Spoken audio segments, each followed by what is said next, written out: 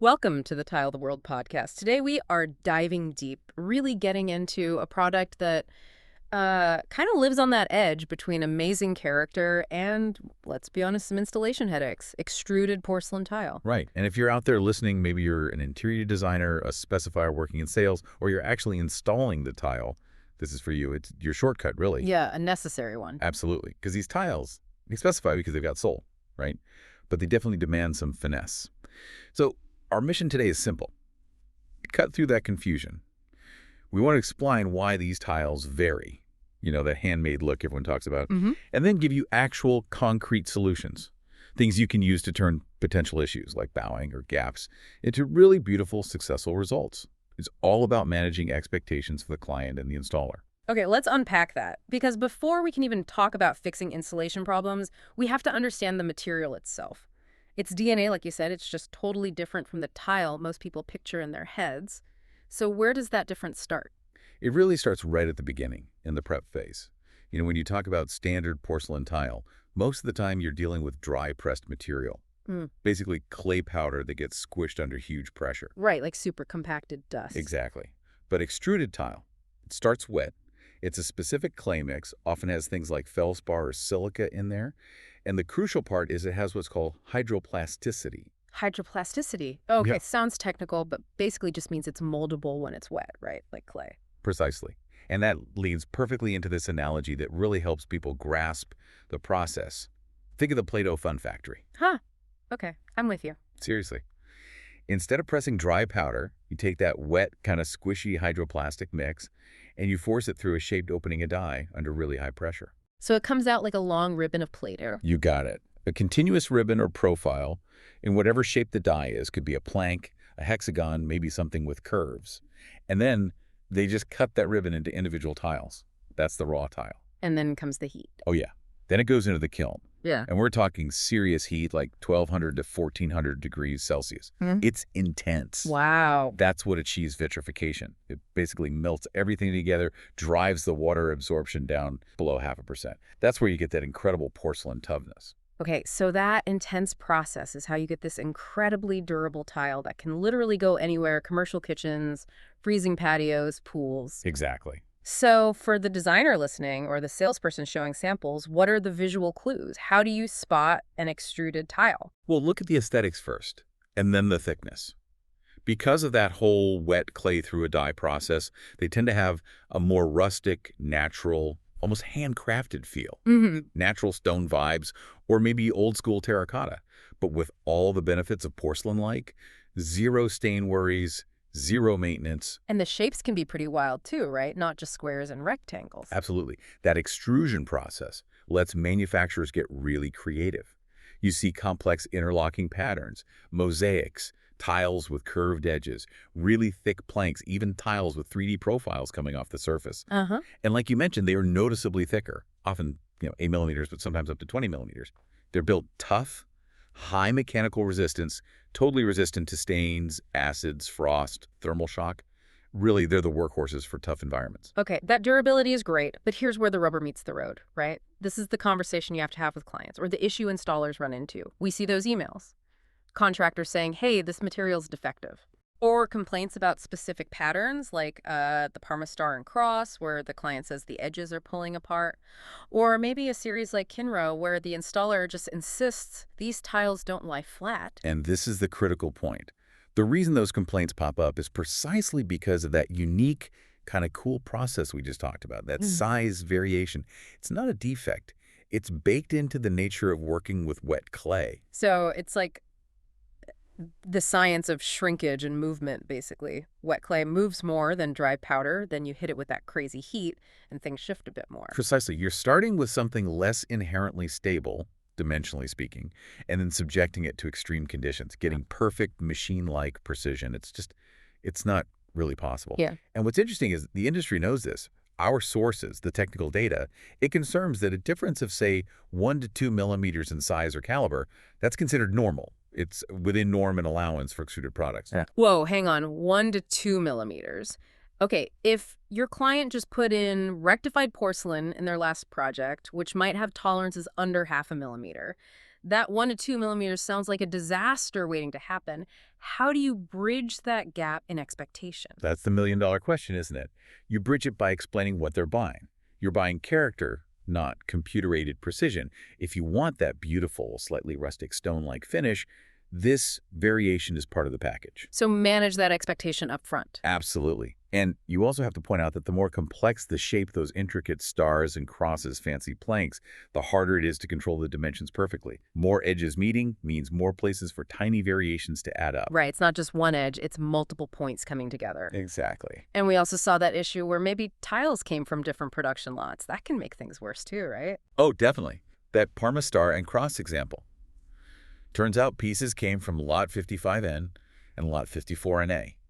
Now, if each lot already has that built-in 110mm allowance, mixing them on site can make even those slight differences more noticeable. That's probably why the contractor felt they were pulling apart. Gotcha. So the big takeaway for the designer, the specifier, the salesperson is you're choosing a product where perfect dimensional uniformity isn't the goal. It's not even the reality. The message seems clear. Stop expecting surgical precision from something designed to look natural and a bit rustic. Okay, practical time. If you're the installer, you're on site, you're looking at that 110mm difference. Right. What's the main solution? What saves the day? The number one absolute core solution is embrace the grout joint.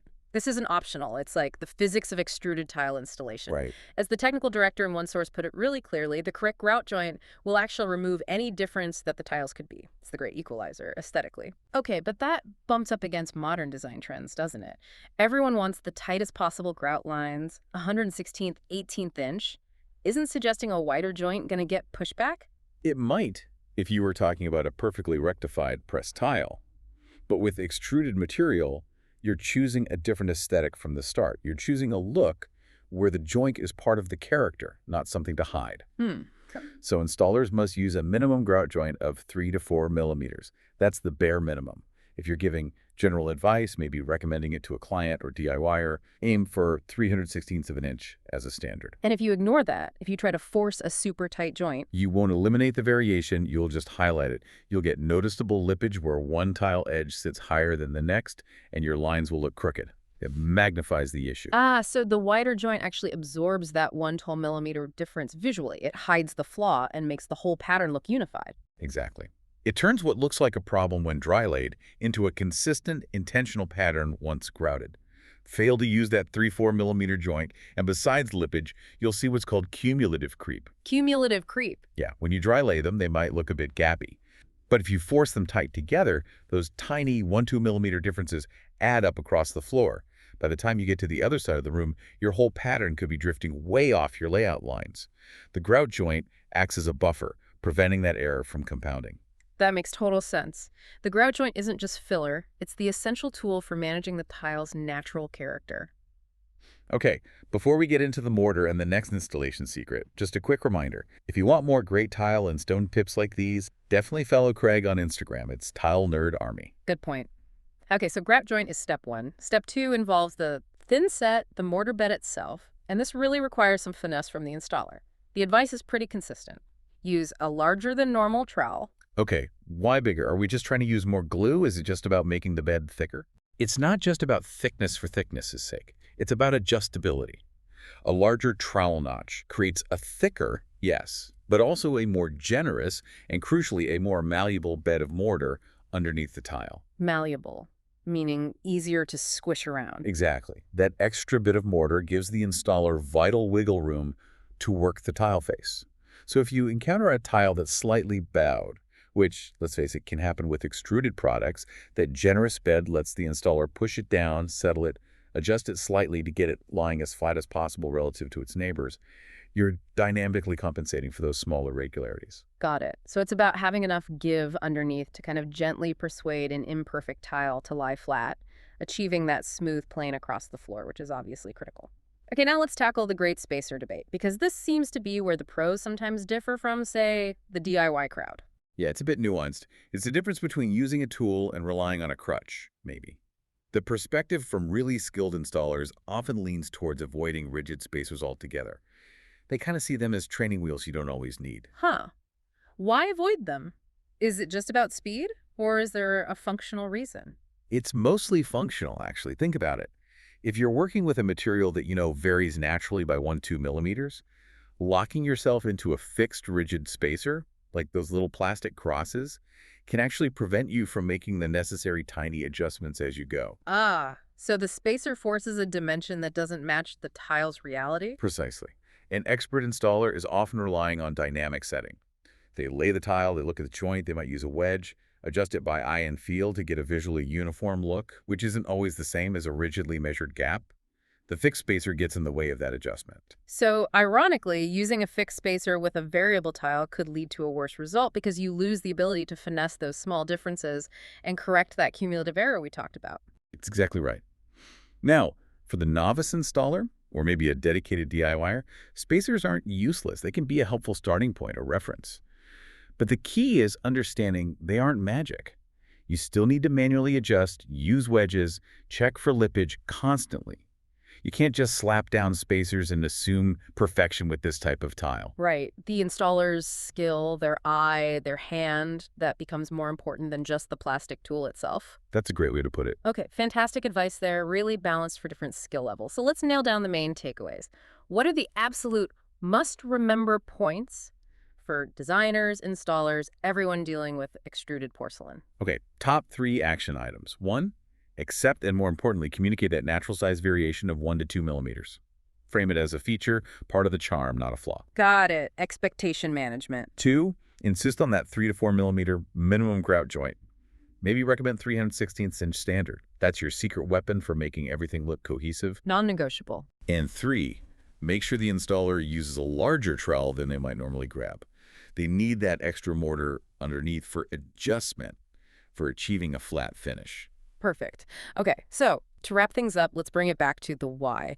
We've talked about the challenges, the finesse need. Why go through all this? Why pick extruded tile over something super precise and easy? Well, beyond the aesthetics we discussed, these tiles are just incredibly durable powerhouses that require basically zero maintenance. We mentioned acids and frost, but they're also super resistant to common household stuff. Marker ink, olive oil, red wine, coffee, you name it. Put them in a busy cafe, a brewery floor, a pool deck, they'll handle it for years. Built to last. Absolutely. And those slight imperfections, the variations we spend so much time talking about, at the end of the day, they aren't failures. They're the very thing that delivers that rustic, handcrafted, authentic look that you simply cannot get from a perfectly uniform, precision-molded tile. You're choosing soul, you're choosing texture, you're choosing lasting character over maybe more sterile symmetry. And when you install it right, following these guidelines, that choice pays off beautifully. For all you tile and stone needs, shop tilebar.com.